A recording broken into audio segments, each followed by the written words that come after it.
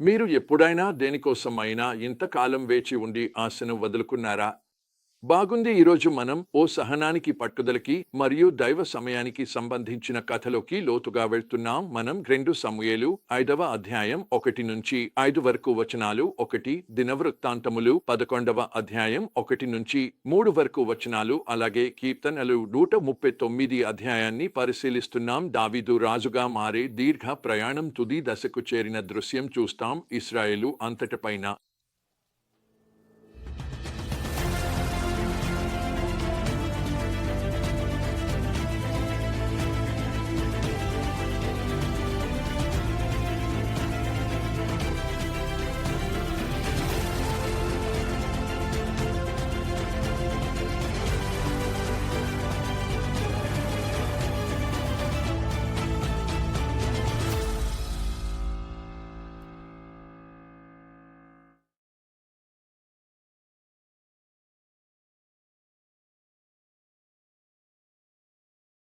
ఈ భాగంలోని ప్రధాన సందేశం 2 సమూయేలు 5:2లో కనిపిస్తుంది. అక్కడ ఇశ్రాయేలు గోత్రాలు దావీదుతో ఇలా అంటాయి: ప్రభువు నీతో చెప్పాడు, నీవు నా ప్రజలైన ఇశ్రాయేలును కాపరిగా ఉండాలి మరియు నీవు వారికి పాలకుడవగు అని.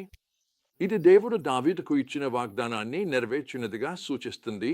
మనకు స్పష్టంగా కనిపిస్తుంది, దేవుని యోచనలు ఎప్పుడూ ఆయన పరిపూర్ణ సమయానికే నెరవేరుతాయి.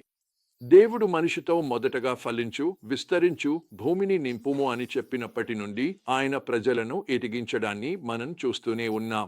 ఆయనను తెలుసుకుని ప్రేమించే వారిని. అయితే పరిశుద్ధ గ్రంథమంతటా మనం గమనించిన గొప్ప అవసరం అది భక్తిశీలమైన నాయకత్వం, అంటే దేవునితో నడిచే, వినయంతో ఆయనకు విధేయత చూపే నాయకుల అవసరం.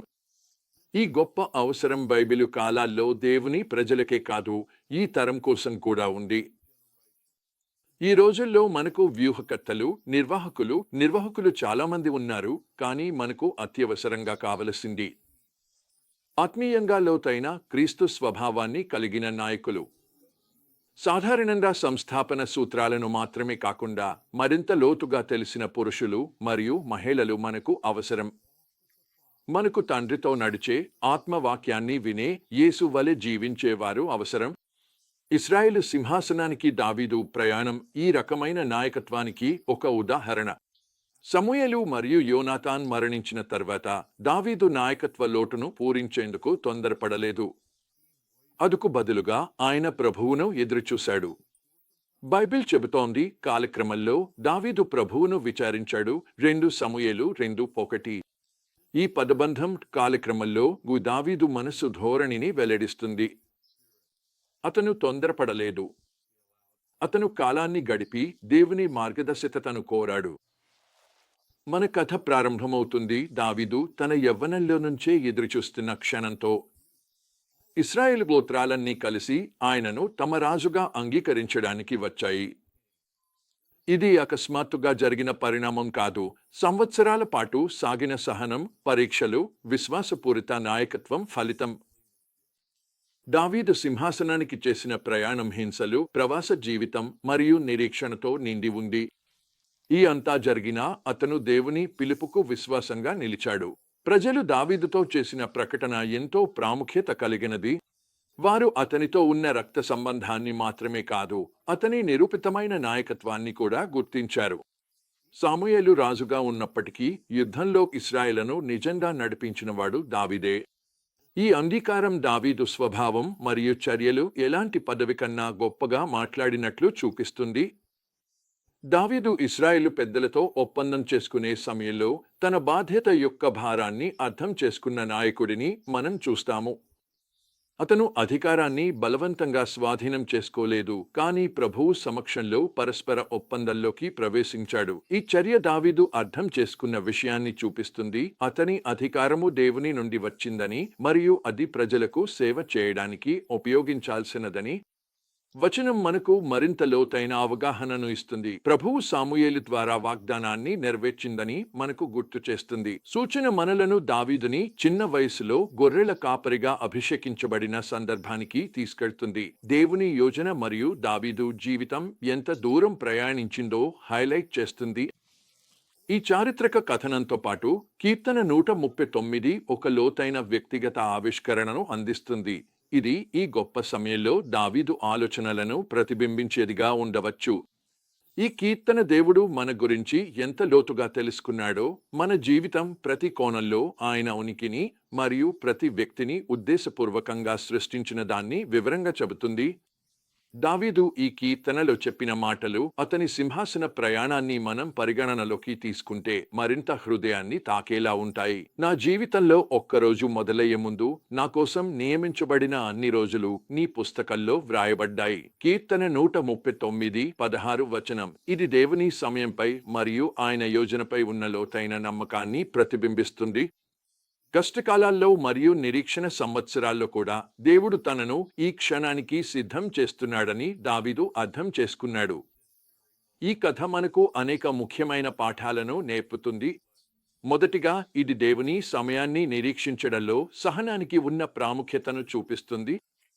దావీదు తనను తాను బలవంతంగా సింహాసనానికి తీసుకెళ్లలేదు, కానీ దేవుడు తన సమయానికనుగుణంగా అతన్ని స్థాపించేందుకు అవకాశం ఇచ్చాడు. రెండవది, విశ్వాసపూర్వక సేవకు ఉన్న విలువను మనం చూస్తాము. దావీదు నాయకత్వం అతని అభిషేకం వల్ల మాత్రమే కాకుండా అతని చర్యల వల్ల గుర్తించబడింది. మరియు చివరగా, ఈ కథనం దేవుడు మన జీవితాల్లో ఎంత సన్నిహితంగా పాల్గొంటాడో మనకు గుర్తు చేస్తుంది.